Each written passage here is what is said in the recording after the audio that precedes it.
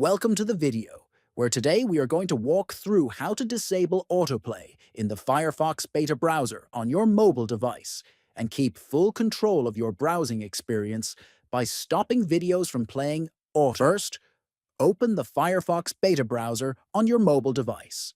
Once the browser is open, tap on the three-dot menu icon.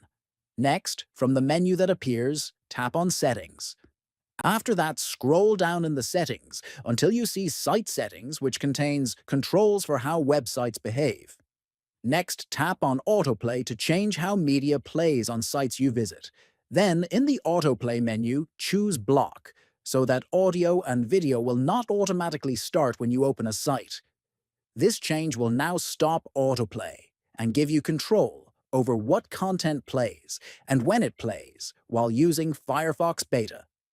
If you enjoyed this helpful guide, please subscribe to the channel, like the video, and share it with others who might benefit from it. Thanks for watching.